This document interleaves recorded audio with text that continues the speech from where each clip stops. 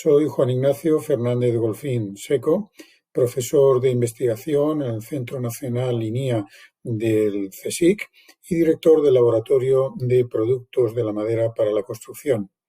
Mi especialidad ha sido durante largos años la tecnología de la madera y últimamente la mejora de la durabilidad de las soluciones constructivas con madera.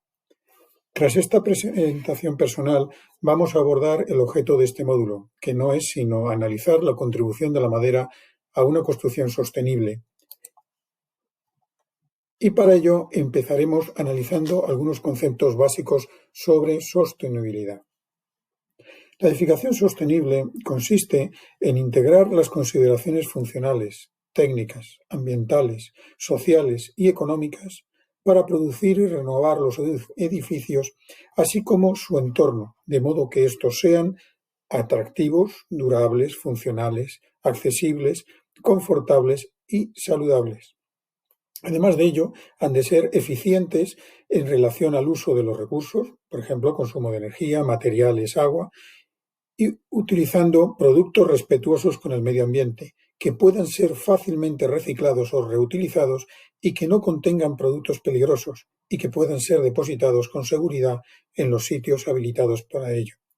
Además de todo lo anterior, han de ser respetuosos con su entorno y vecindad, con la cultura local y el patrimonio.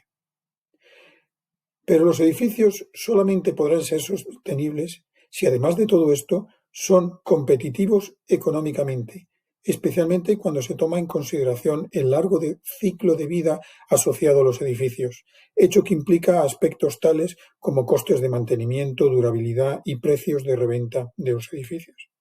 Estos requisitos exigibles a un proceso de edificación sostenible obedecen a los tres aspectos sobre los que se apoya la sostenibilidad: el aspecto ambiental, el aspecto social y el aspecto económico.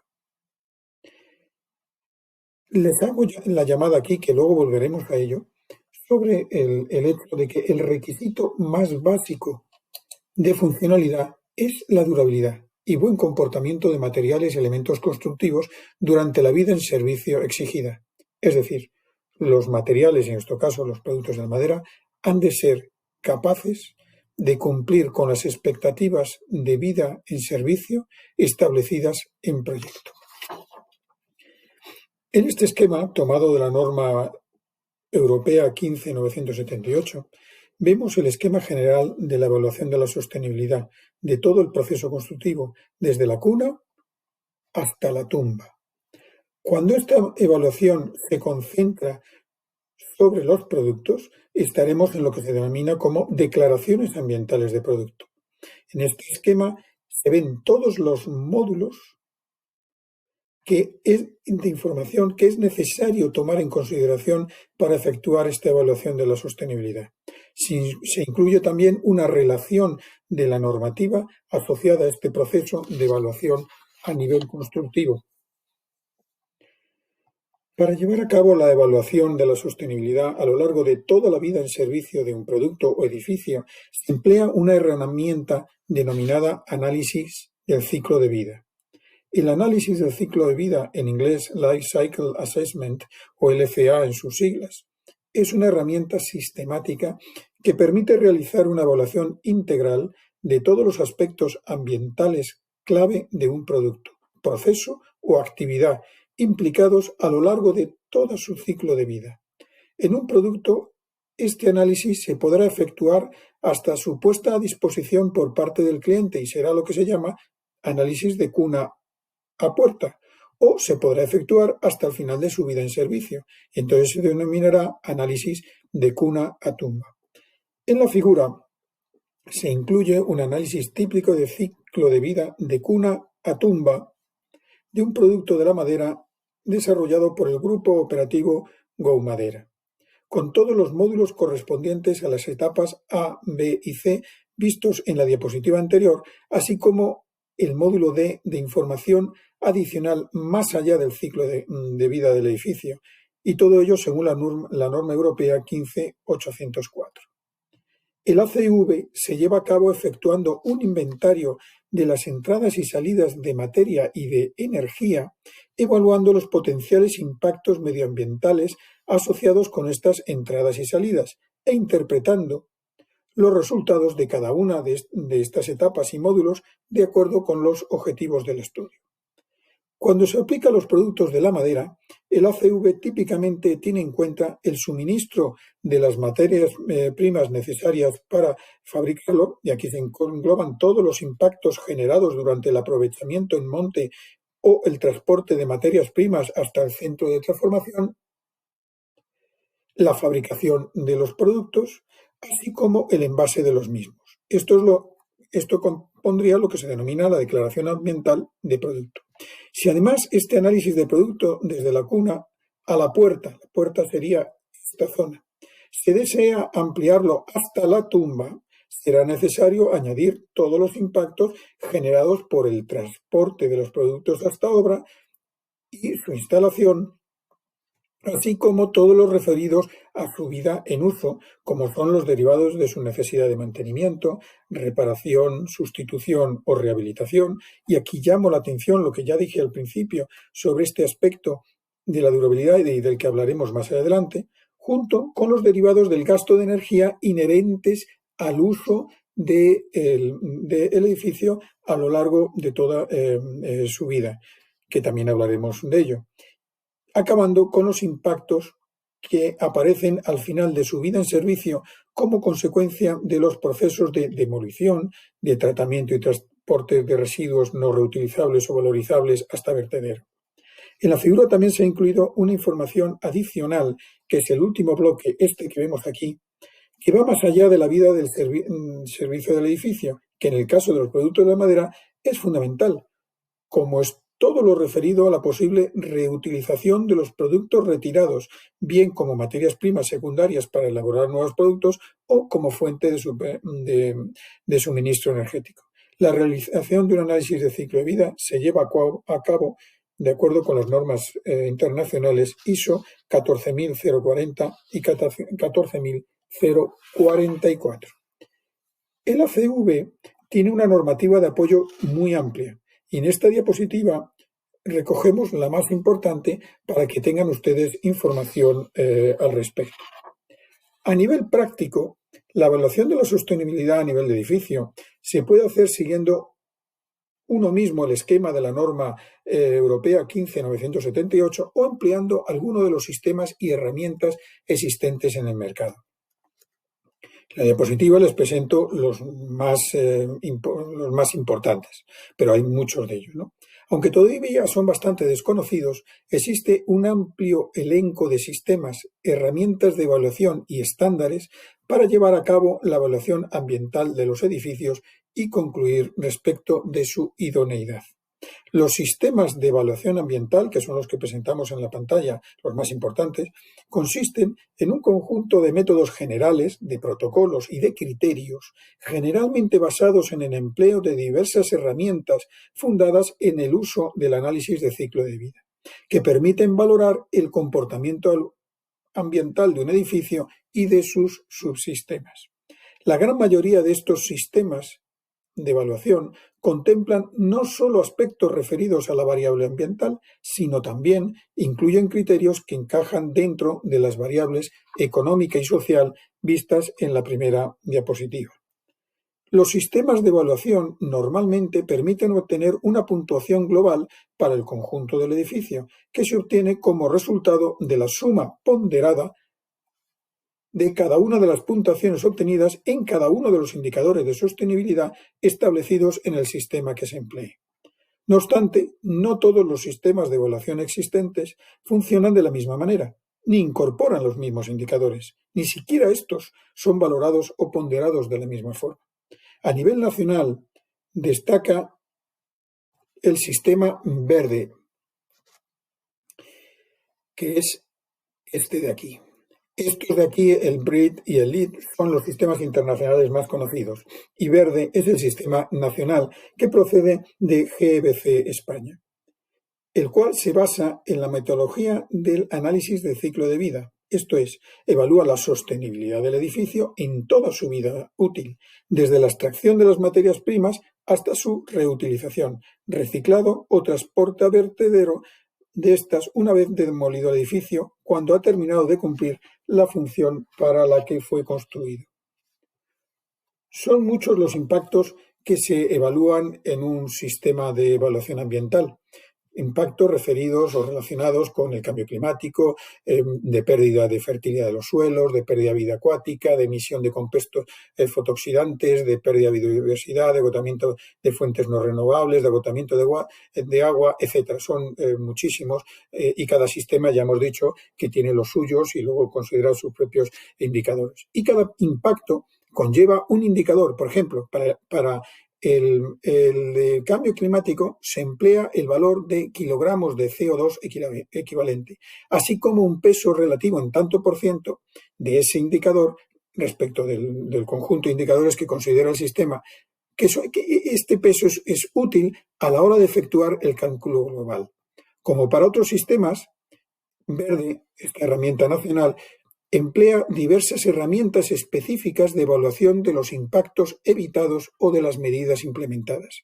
A diferencia de otros sistemas, Verde tiene metodologías para la evaluación de edificios residenciales, de oficinas unifamiliares o de intervenciones en rehabilitación de edificios. Es importante saber que no todos los sistemas pueden ser certificados, ni por un organismo independiente ni por el propio organismo regulador del sistema. Entre los certificables, los más conocidos son los que les he señalado en la pantalla.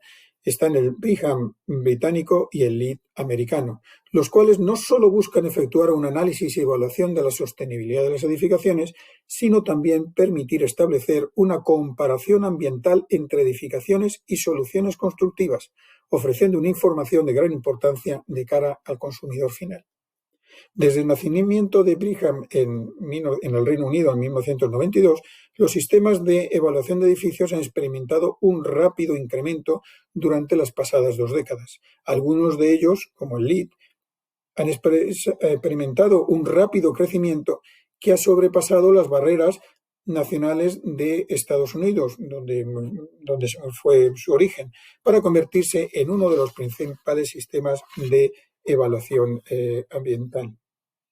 Siguiendo con nuestro sistema nacional verde, en este sistema se evalúan los impactos a lo largo de la vida del edificio, utilizando para ello indicadores específicos. En pantalla ven algunos de ellos.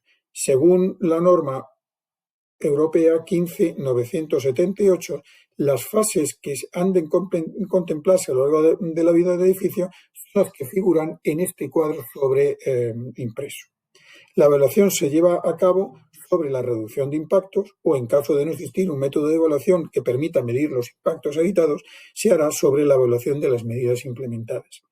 Con toda la información obtenida y dando un peso relativo a cada criterio, obtenemos una matriz global y una puntuación para cada uno de estos factores y una puntuación total para el conjunto del edificio. Otro aspecto que vamos a abordar es el tema de los estándares, que es distinto del de los sistemas de evaluación ambiental vistos en la diapositiva anterior. Desde mediados de los años 80 han surgido y se han desarrollado una serie de iniciativas mucho más directas y más relacionadas con los usuarios finales que lo que suponen los sistemas de evaluación. Estas iniciativas tratan de conseguir edificios más respetuosos con el medio ambiente, pero al margen de la complicación que supone la certificación por parte de terceros.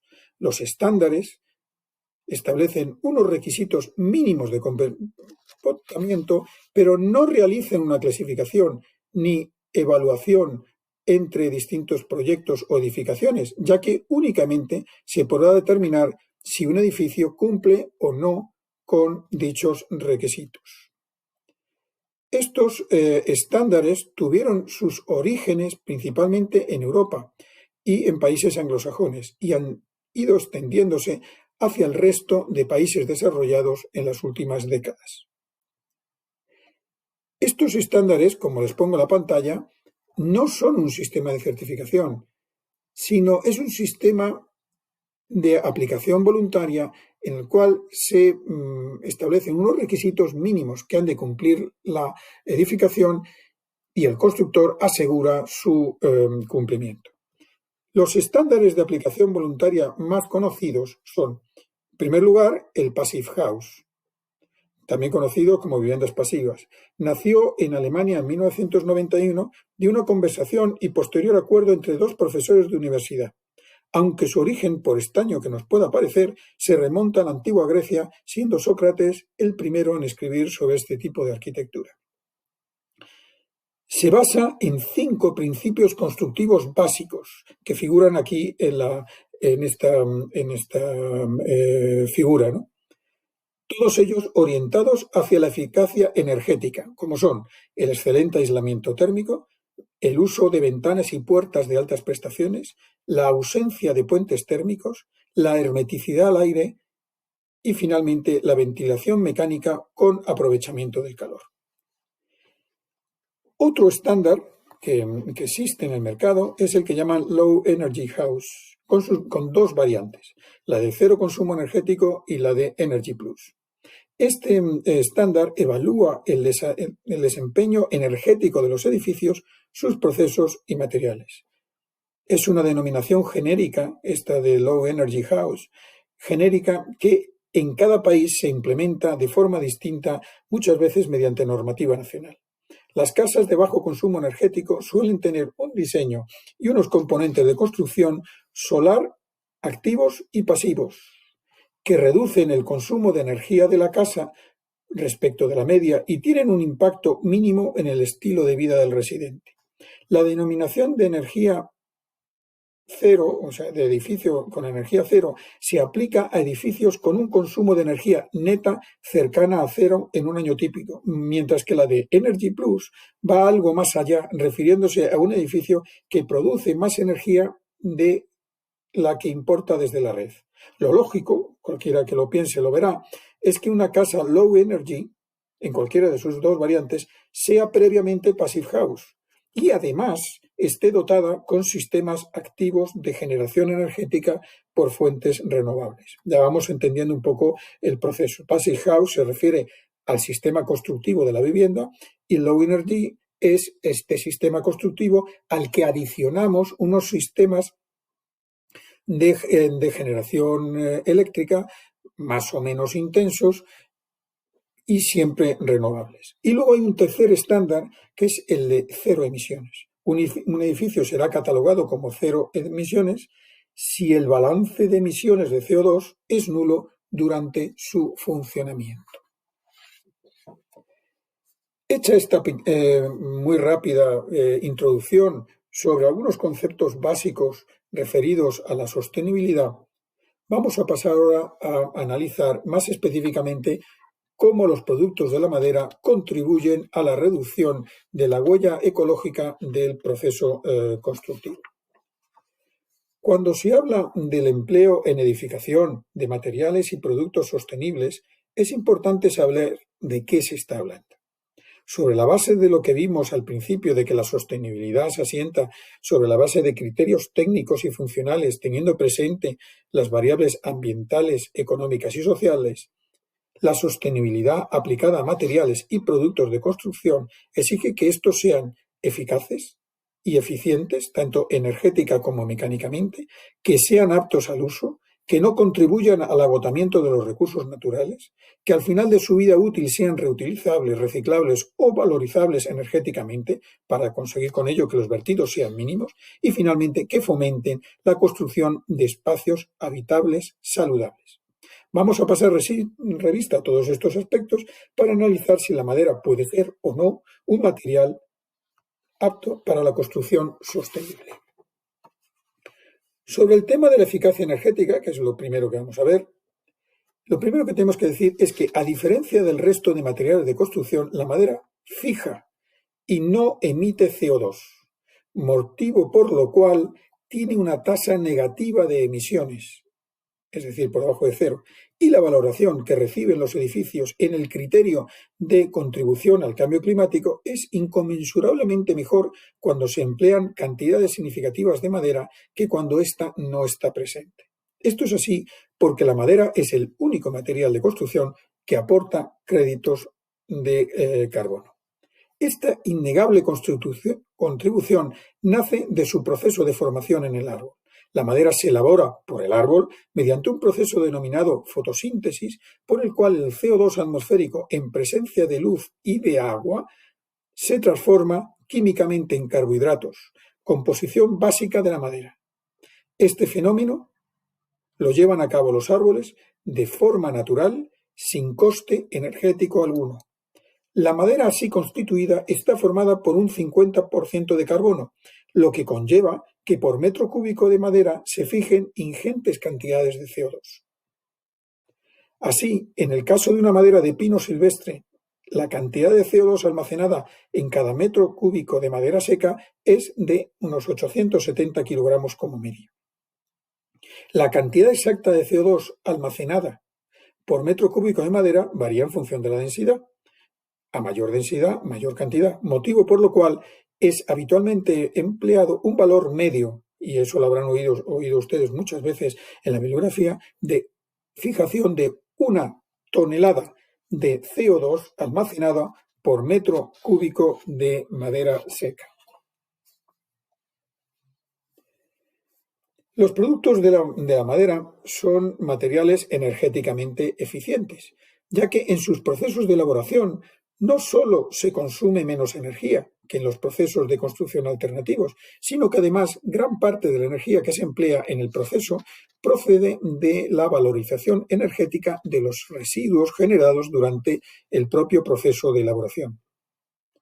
Se compara el proceso de elaboración de la madera con el de sus competidores más directos, por ejemplo el hormigón y el acero, se observará un esquema muy similar, pero con la enorme diferencia de que en todas las etapas de los procesos de elaboración, la demanda de energía externa es notablemente inferior en el caso de la madera, porque gran parte de la energía demandada, que ya de por sí es menor, porque la madera es un material de baja densidad y muy fácil de elaborar, procede de la valoración energética de los residuos generados. Lo ven aquí. Dos importantes diferencias aparecen en esta comparativa entre materiales, la madera y acero y hormigón.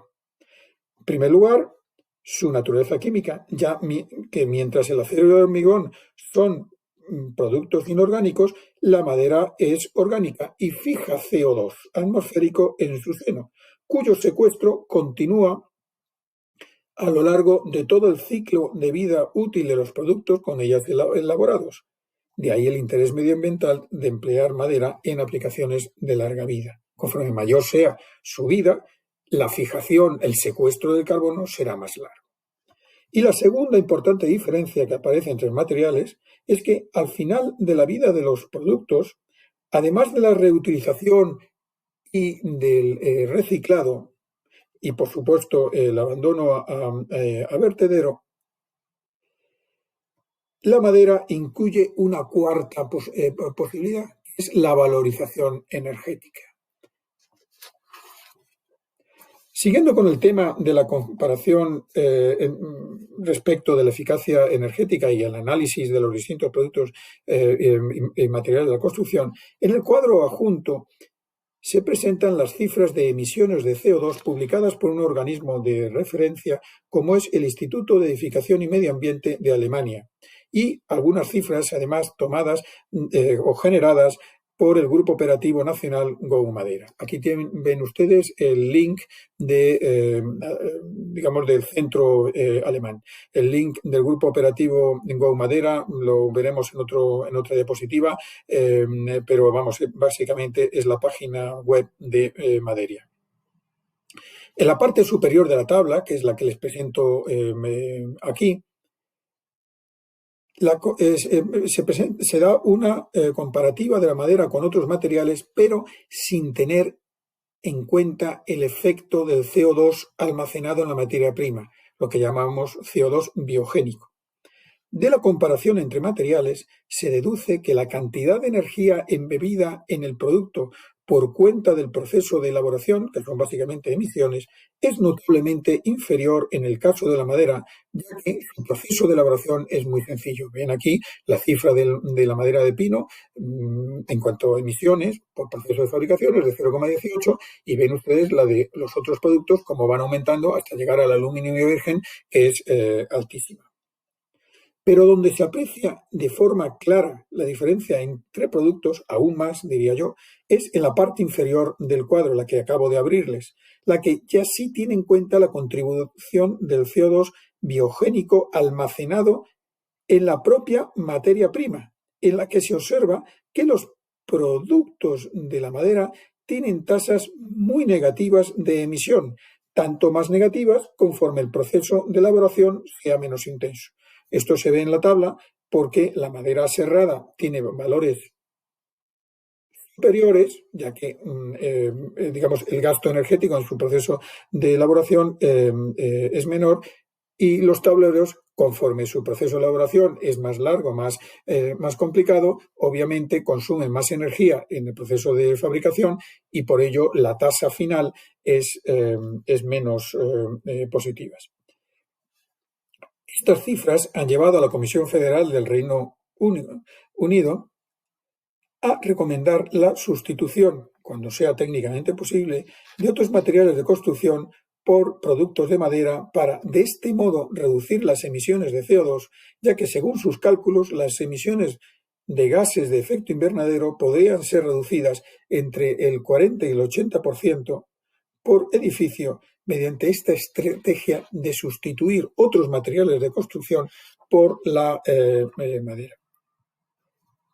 Para ir acabando con el tema del análisis de la eficacia energética de los productos de la madera, este es un aspecto al que le presto mucha atención porque es muy importante. Según la metodología de análisis de ciclo vida, cuando se comparan entre sí materiales, ha de hacerse empleando las mismas unidades funcionales. En el ejemplo que les traigo en esta diapositiva, se efectúa una comparación entre elementos estructurales tipo viga, considerando unos mismos niveles prestacionales, tanto de carga permanente como de uso, y de separación entre apoyos. En el ejemplo, se trata de comparar las emisiones de CO2 ligadas a la fabricación de vigas fabricadas con 4 posibles materiales: aluminio, hormigón, acero y madera serrada. Vigas que han de ser capaces de hacer frente a los mismos requisitos prestacionales. Los datos proceden de la Escuela Nacional Superior de Tecnologías e Industrias de la Madera de Francia y son muy claros. En el caso de la madera, que ahora aportamos tanto la cifra de emisiones ligada al proceso de fabricación como el valor del cómputo global, incorporando ya el CO2 almacenado en la propia materia prima, el CO2 biogénico. En esta comparación ya ven ustedes cómo sale muy beneficiada la madera, lo cual nos lleva a concluir que efectivamente es un material que energéticamente es muy eficaz. En esta otra diapositiva traemos una comparación, un análisis de datos ya propios haciendo uso de madera nacional, como es el pino laricio. En este balance, efectuado en el seno del Grupo Operativo Go Madera, se detallan en rojo las emisiones producidas en el proceso de elaboración y en verde la cuantía de carbono biogénico, que es el que corresponde al fijado en el proceso de fabricación de la madera por parte del árbol. El resultado del balance se aporta en color amarillo, lo ven en la parte de arriba, el cual, como vemos, está en el entorno de 1,61 toneladas de CO2 equivalente. Si se quiere consultar datos sobre otros productos de la madera, se puede acceder a la página web del Grupo Operativo Go Madera mediante el enlace que figura aquí en la pantalla. Pero hasta ahora la comparativa entre productos se ha efectuado en función de la energía embebida en ellos, expresada en forma de kilogramos de CO2 equivalente. Pero hay otro aspecto sobre el que es necesario tomar conciencia, como es el de la conductividad térmica de los materiales y productos de la construcción, que en el caso de la edificación repercute directamente en los gastos de energía por climatización de los espacios interiores. En la tabla se aporta una comparativa de los valores de conductividad térmica para los principales materiales y productos de la construcción, en la que se observa que la madera presenta una conductividad térmica muy baja, en el límite superior de los materiales aislantes, lo que hace que cuando se usan los productos de madera como elementos de cierre y separación entre espacios en edificación, la cantidad de energía necesaria para mantener la temperatura en su interior sea muy inferior, lo que lleva a que el balance de emisiones por este concepto sea muy favorable cuando se emplean soluciones basadas en el empleo de productos de madera. Y finalmente, en esta diapositiva presentamos 4 ejemplos, tomados del libro Madera y Cambio Climático del Gobierno vasco. En cada uno de ellos se analizan las emisiones de CO2 generadas cuando se emplean diversas familias de materiales en varios tipos de aplicaciones. En el primer ejemplo se trata de la rehabilitación de una estructura de cubierta situada en Amorebieta, Vizcaya, en la que se hacen 2 supuestos diferencias: el empleo de hormigón armado y madera laminada de pino. Como ven en la pantalla, la reducción de emisiones es del 79% si se emplea madera que si se hace el uso de hormigón. En este segundo ejemplo se trata de la fabricación de una ventana y se plantean 2 supuestos: hacer el perfil con aluminio reciclado al 85% o hacerlo de madera. En las cifras de emisiones que figuran en la pantalla no se consideran las emisiones del vidrio porque es común a ambos casos. Como puede verse, la reducción de emisiones que conlleva el empleo de los perfiles de madera alcanza el 43%. El tercer ejemplo se trata del montaje de un suelo de madera con tabla de 22 milímetros, bien empleando madera de pino local o utilizando una madera de sapelli. Como ven, el ahorro de emisiones alcanza en este caso el 25% si se hace uso de madera local. Ya sé que la madera de sapelli no es un buen ejemplo para elaborar suelos, pero este es el que han utilizado en el Gobierno vasco y es aquí el que yo les traigo a ustedes. En el cuarto y último ejemplo, se trata de la construcción de una estantería de 5 baldas hecha bien con madera listonada de pino radiata nacional o con chapa de acero. En este caso, las emisiones son un 37% inferiores si se hace uso de la madera. Como ven, el uso de la madera conlleva ahorros muy notables en emisiones de CO2. Seguidamente vamos a ver una serie de gráficos en los que se compara el desempeño mecánico de la madera y sus derivados respecto de otros materiales y productos de la construcción. En este primer gráfico, la comparación se hace sobre la base de la relación existente entre la resistencia mecánica en la ordenada y la densidad en la abscisa. En construcción, para la elaboración de productos con función estructural, se busca el empleo de materiales que aporten una gran resistencia mecánica asociada a un bajo peso. En la parte superior, por esta zona del gráfico, figurarán los materiales de alta resistencia y en la parte izquierda, los materiales más ligeros. Aquí los más resistentes, aquí los más ligeros.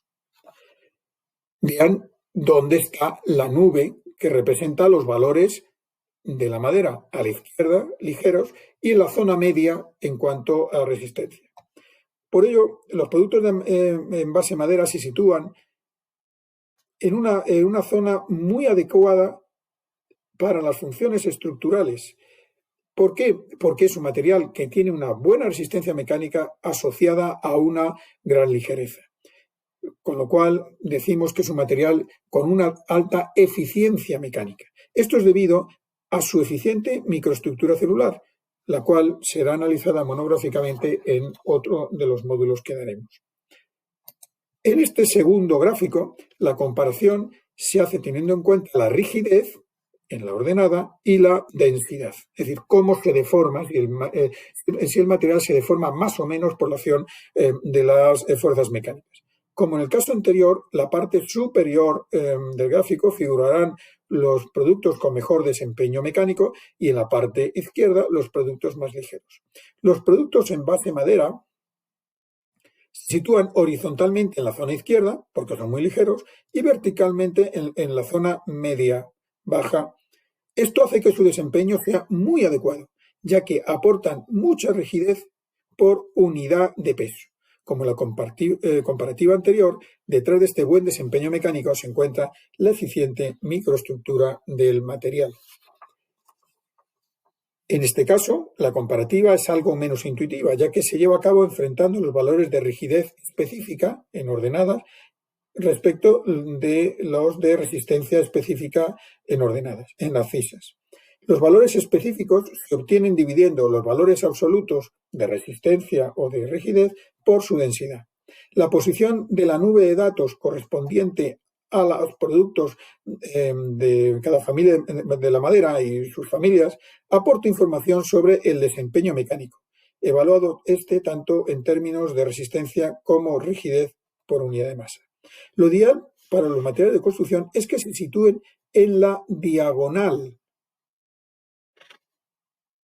extremo que prácticamente ocurre con la madera, como vamos viendo. En el gráfico vemos que las maderas presentan valores muy cercanos tanto a los metales y sus aleaciones como a los de los composites y sus polímeros. También se aprecia el comportamiento relativo de algunas especies en función de si se evalúan sus propiedades en dirección paralela o en dirección perpendicular de la fibra. En rojo verán, en el caso del roble, los valores en dirección paralela y los valores en dirección perpendicular, inferiores, como ya hemos dicho. Lo que se puede concluir del análisis y de la comparativa de la posición de esta nube referida a los productos de la madera con respecto a los de otros productos, como son los metales, las cerámicas, los polímeros, etcétera, es que la madera presenta un comportamiento propio de un material con una alta eficacia mecánica. Ya hemos analizado suficientes datos técnicos como para concluir y tener muy claro que la madera y sus productos son materiales con una alta eficacia mecánica, pero lo que realmente nos demuestra la alta eficacia mecánica y la aptitud de la madera al uso constructivo son precisamente los ejemplos, y estos nos hablan con una enorme fuerza. Mercados Santa Caterina, unas naves de almacenamiento de sales, etc. En la pantalla tiene algunos ejemplos significativos tomados de los miles que se pueden encontrar a lo largo de toda nuestra geografía nacional y que nos llevan a sacar la única conclusión posible, que la madera es un material perfectamente adaptado al uso constructivo.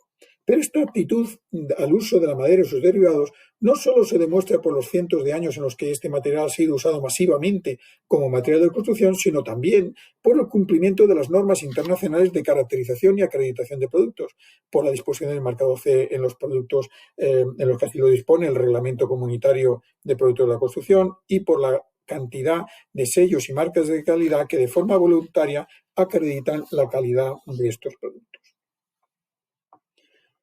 A diferencia de los restantes productos de la construcción y especialmente respecto de sus principales competidores estructurales, el hormigón y el acero, la madera puede acreditar documentalmente la sostenibilidad de sus aprovechamientos y aprovisionamientos.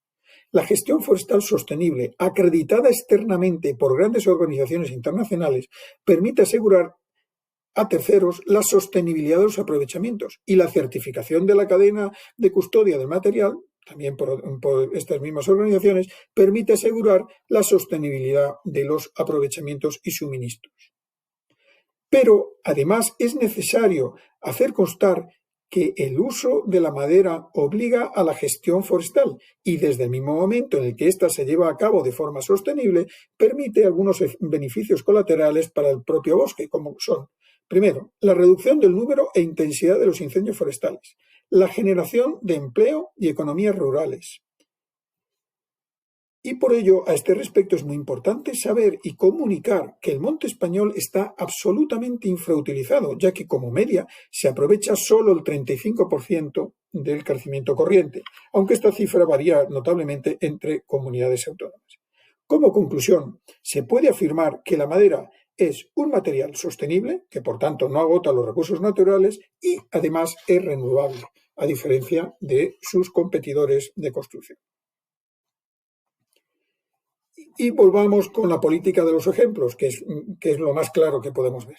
Vamos a traer aquí un ejemplo de lo que hemos estado afirmando sobre la sostenibilidad del aprovechamiento forestal, porque son los ejemplos los que permiten comprender mejor las afirmaciones que hemos venido haciendo. Y para ello traemos la situación de un pinar emblemático como es el pinar de Balsaín. El pinar de Balsaín está situado en la ladera segoviana de la Sierra de Guadarrama. Es un monte altamente productivo, fundamentalmente de pino silvestre, que fue adquirido en 1761 por la corona en tiempos de Carlos III y para el que desde muy pronto existieron planes de gestión. De este monte salió gran parte de la madera destinada a las obras de edificación de Madrid y de los palacios reales.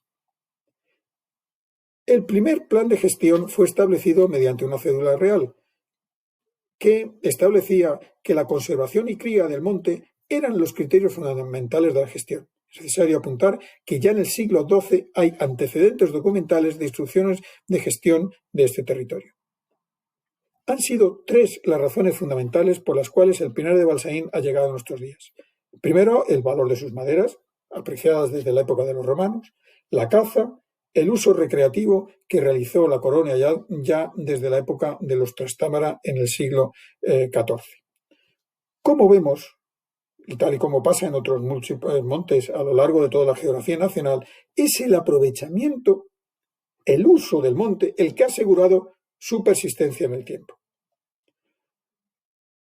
Con la aparición de la ciencia forestal en España en el siglo XIX e implantarse los criterios científicos en la gestión forestal, en 1889 la corona aprobó el primer plan de ordenación moderno del monte Pinar de Balsaín, que es el que se ha seguido con sus periódicas revisiones hasta el momento.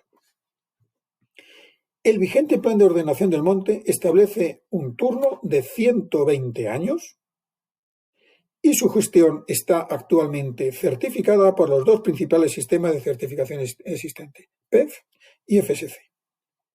Este monte no solo es productivo, sino que además tiene un uso multifuncional, ya que, debido a la gran cercanía respecto de la ciudad de Madrid, pues posee diversos lugares específicamente diseñados para uso recreativo y educativo, de uso multitudinario. Una cifra para que tengamos en la cabeza, en 2015 recibió 3 millones de visitantes. Además de esto, tiene programas activos de conservación de flora y de fauna. Existen servidumbres de leñas y pastos para las poblaciones colindantes. Y desde 2013 forma parte del Parque Nacional de la Sierra de Guadarrama y posee zonas pertenecientes a la red Natura 2000 y áreas registradas como CEPA y CEC. Curiosamente, y además de todo esto, en la figura de abajo, figuran algunas fotografías de las películas que se han rodado en este espacio forestal, mientras era aprovechado, usado y conservado de forma acreditadamente sostenible. Todas estas particularidades medioambientales y sociales del monte se compatibilizan con una intensa gestión de sus recursos. Recordemos que es un bosque productivo. En la tabla adjunta se recoge una radiografía de la evolución del monte a lo largo de los 120 años, que es la edad de madurez del pino silvestre y el turno adoptado por el plan de ordenación. Si nos fijamos en las cifras señaladas, que reflejan tanto el número de pies delgados y gruesos en estas dos columnas, existente al comienzo y al final del turno, como las existencias maderables al comienzo del plan y la cantidad de madera extraída del monte en los 120 años, se observa que a lo largo de estos 120 años del turno se ha extraído 1,5 veces las existencias del monte a su comienzo, es decir, se ha cortado vez y media al monte, y que ello, lejos de estimar el monte, ha traído consigo un notable rejuvenecimiento del mismo, ya que en el año 2000, aquí lo vemos, tenía 2,5 veces más pies jóvenes que al comienzo del plan de ordenación. Es decir, mucha más juventud. El bosque era mucho más joven que al principio. Y que la calidad de la madera también es mucho mayor porque tenemos muchos más árboles gruesos que al principio. Y todo ello habiendo cortado vez y media el bosque.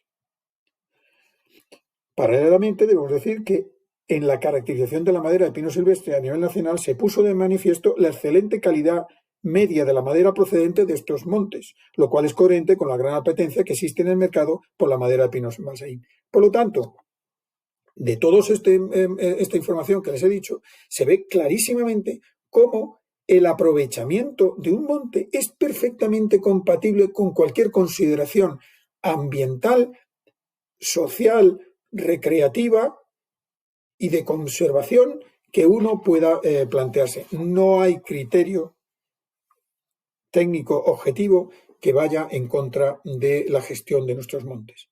Y de nuevo, una imagen vale más que 1000 palabras. En la diapositiva, en la fotografía de la izquierda, ven la situación de una parcela perfectamente ordenada en uno de los montes muy cercanos a Balsaín, el Pinar de Navafría, también en la Sierra de Guadarrama, en la cual está perfectamente ordenado, se ha realizado un régimen moderado de claras. Y en el lado derecho, en la misma zona, una parcela que es nuestra, de línea, que se llama de conservación. Es decir, te dejas al monte a su libre albedrío. Ya ven ustedes la diferencia entre una y otra. Aquí existe un riesgo de incendio forestal muy, muy grande. La diferencia entre ambos, el plan de ordenación que hemos seguido. Siguiendo con el análisis de los valores ambientales de la madera,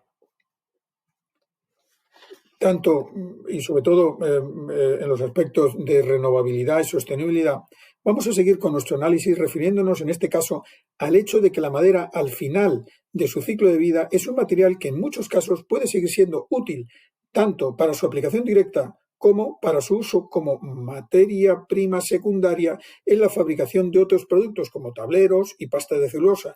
Y si nos es posible, otra posibilidad como fuente energética. De acuerdo con datos de la Asociación Nacional de Fabricantes de Tableros, como media, los actuales tableros aglomerados nacionales ya incorporan un 60% de madera reciclada y además este porcentaje está creciendo. Y en este último pantallazo también traemos algunos datos oficiales sobre la duración del ciclo de vida de algunos productos de la madera. En el caso de las viviendas, hemos empleado el dato de la duración máxima exigible por el Código Técnico de la Edificación Nacional, que es de 50 años, si bien hay notabilísimos ejemplos en los cuales la durabilidad queda acreditada por encima de esta cifra de los 50 años. Para ir acabando ya esta charla, vamos a abordar uno de los últimos aspectos, que es el de la salud. Con respecto al carácter saludable de la madera como material de construcción, estas son algunas ideas fuerza que se deben emplear para defender a los productos de la madera en este apartado. Son los datos que empleamos en los proyectos Construir y Vivir con Madera y que fueron analizados por el Instituto Biomecánico de Valencia en un exhaustivo trabajo de análisis de resultados científicos publicados en la bibliografía científica y que fue pagado por estos proyectos. Entre los resultados, cabe citar que la madera es un buen corrector acústico. De hecho, se utiliza muchísimo en gran cantidad de locales de actividades musicales, porque limita la reverberación. Protege frente a los cambios climáticos. El confort térmico es superior tanto en lo que se refiere a temperatura como en lo que se refiere a humedad relativa. Reduce el riesgo de lesiones. Verán ustedes que los verdaderos polideportivos en donde se hace actividad física de alto nivel incorporan suelo de madera. Y luego, además, mejora el estado emocional de las personas. Yo por esto ruego a todos los oyentes que lean el libro que editó al respecto el proyecto Vivir con Madera para de este modo defender los valores saludables de la madera frente a terceros. Como repaso final de todo este proceso que hemos seguido de análisis de los valores medioambientales de la madera, vamos a ver cuáles son las conclusiones que podemos sacar. En primer lugar, el aprovechamiento forestal ordenado es compatible con cualquier tipo de figura protectora y es garantía de persistencia en el monte. Por lo tanto, el uso de la madera no agota los recursos si estos proceden de fuentes legales y sostenibles. Segundo aspecto, el monte español está infravalorado. Cortamos aproximadamente el 35% de lo que producimos. El aumento del consumo no va a producir ningún daño a nuestros montes. A la industria realmente lo que le interesa son las plantaciones. De hecho, la madera que estamos utilizando básicamente procede en un 63% de plantaciones forestales. Es decir, que aún así nuestros bosques más naturales no sufren con el incremento del consumo de la madera. Y luego, la madera es el único material de construcción que es renovable y también reciclable y procede de un aprovechamiento sostenible, aporta certificaciones medioambientales a lo largo de toda su cadena de custodia, tiene asegurada la legalidad de su procedencia y aporta créditos de carbono al resto de materiales, ayudando a reducir la huella de carbono del proceso constructivo. Yo creo que todos estos aspectos que hemos visto evitan tener reticencias respecto del uso de la madera, y yo les ruego que usen todos estos criterios frente a nuestros prescriptores y usuarios. Ahora bien, he de hacerles un llamamiento final y con ello ya acabamos esta charla. Es que la eficacia, la aptitud al uso y los valores ambientales y de salud de la madera han quedado muy claros, pero un requisito fundamental lo establecí al principio en lo que hace referencia a la funcionalidad y que es necesario asegurar es la durabilidad de las soluciones con madera durante la vida en uso exigible de los edificios. Si a un edificio el Código Técnico de la Edificación Nacional le exige 50 años, nuestras soluciones con madera han de permitir asegurar esta durabilidad, ya que de otra forma los trabajos de reforma y rehabilitación reiterados pueden consumir todas las ventajas ambientales vistas y hasta llegar a generar impactos ambientales indeseables. Por ello, hay que prestar mucha atención al correcto diseño y a la prescripción de productos y tratamientos para asegurar la durabilidad. A esto dedicaremos un módulo formativo entero porque es el aspecto más crítico al que hay que prestar una gran atención. Pues nada, yo muchísimas gracias por su atención y aquí hemos acabado.